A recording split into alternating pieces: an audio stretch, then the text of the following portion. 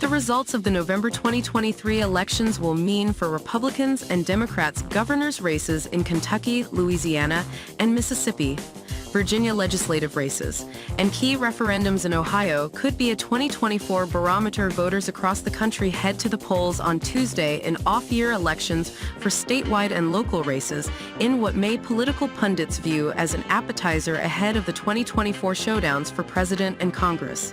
Gubernatorial contests in Kentucky, Louisiana, and Mississippi, along with closely watched legislative elections in Virginia, as well as New Jersey and key referendums in Ohio, could give a barometer into the pulse of the nation. The blockbuster move last year by the Supreme Court's conservative majority to overturn the landmark nearly half-century-old Roe versus Wade ruling, which had allowed for legalized abortions nationwide, moved the divisive issue back to the states. Additionally, it has forced Republicans to play plenty of defense in elections across the country. A party that is nearly entirely pro-life has had to deal with an electorate where a majority of Americans support at least some form of abortion access. 5 reasons to keep your eyes on Virginia on Election Day.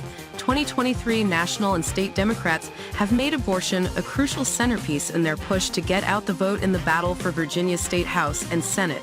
While some Republicans have shied away from focusing on abortion, GOP Governor Glenn Youngkin is leaning into the issue and pushing a proposed 15-week abortion ban, with exceptions for rape, incest, and the life of the mother.